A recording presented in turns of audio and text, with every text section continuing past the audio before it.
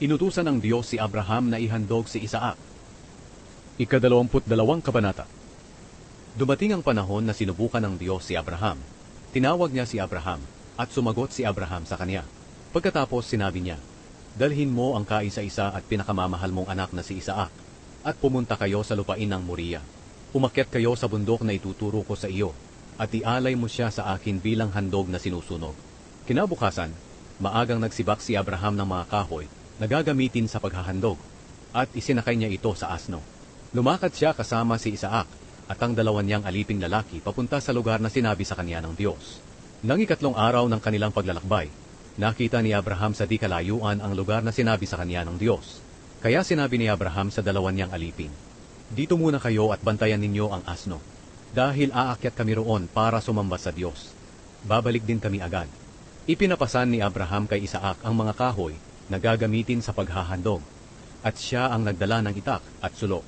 Habang lumalakad sila, sinabi ni Isaac, "Ama." Sumagot si Abraham, "Bakit anak?" Nagtanong si Isaac, "May dala po tayong sulo at panggatong, pero nasan po ang tupa na ihahandog?" Sumagot si Abraham, "Anak, ang Diyos mismo ang magbibigay sa atin ng tupang ihahandog." At nagpatuloy sila sa paglalakad. Nang dumating sila sa lugar na sinabi ng Diyos, gumawa si Abraham ng altar na bato at inihanda niya ang mga kahoy sa ibabaw nito. Pagkatapos, iginapos niya si Isaac at inihiga sa ibabaw ng altar. Kinuha niya ang itak at nang papatayin na sana niya si Isaac, tinawag siya ng anghel ng Panginoon mula sa langit. "Abraham, Abraham!" Sumagot si Abraham, "Narito po ako." Sinabi ng anghel, "Huwag mong patayin ang anak mo. Ngayon, napatunayan ko na may takot ka sa Diyos dahil hindi mo ipinagkait ang kaisa-isa mong anak." Paglingon ni Abraham, may nakita siyang isang lalaking tupa na ang sungay ay nasabit sa mga sanga ng kahoy at hindi na ito makaalis. Kaya kinuha ito ni Abraham at inihandog bilang handog na sinusunog kapalit ng kanyang anak. Tinawag ni Abraham ang lugar na iyon na Naglalaan ang Panginoon. Ito ang pinagmulan ng kasabihang, "Sa bundok ng Panginoon may inilalaan siya."